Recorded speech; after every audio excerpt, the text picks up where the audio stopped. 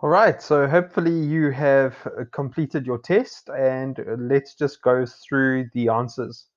Okay, organizational structure. So that is B. It should facilitate and not obstruct the company strategy. Now, so often you actually have to look at your strategy and then design your company around your strategy and not just keep your organizational structure just because it looks pretty. So that number one is B. Number two, all right, your organizational structure the company chooses to implement can make your organization fit for purpose. So, again, because the organization needs to work around the purpose of your business, it has to change, it has to mold according to the purpose of your business. So, it is C.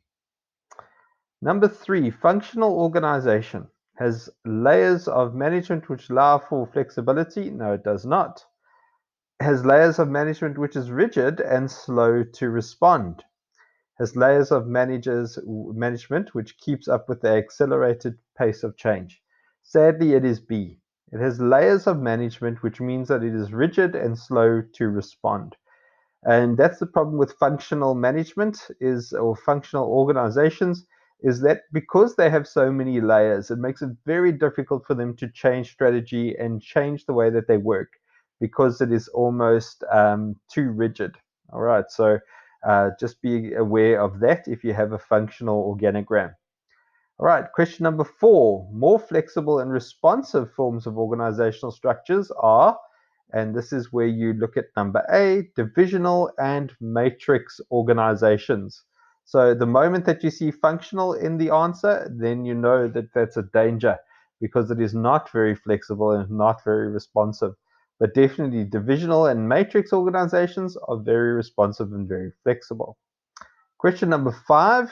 Principles of organizational design include playing to your strengths and maximizing your support activities contribution, taking into consideration the environment in which you operate and structuring your organization, and C, all of the above. So very much all of the above, playing to your strengths and taking into consideration your environment.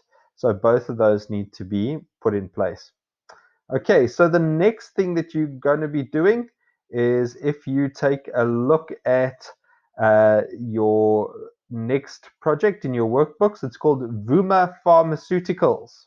Okay, now what you're going to do is you're going to read through the case study and then you're going to form groups. Okay, so if you've got a work group that you're with, that you're sitting with, then work together. If you are at home and you're having to work separately, then get each other on WhatsApp, work together as a team, work through that case study, and really just break it down, analyze it, and work together. Okay, so make notes of everything that you guys discuss, and it's going to be brought back into that exercise. And then answer the questions as best you can. All right, so we're going to be having a little bit of a discussion on WhatsApp, so I'll start to see that coming through on my WhatsApp. And I'm quite happy to help you and give you guidance if you get stuck. Okay. And then when we come back from that case study and from giving your best answers, then we're going to unpack that case study. So let me show you what the case study looks like. Here's your workbook, and we are going to go to Vuma Pharmaceuticals.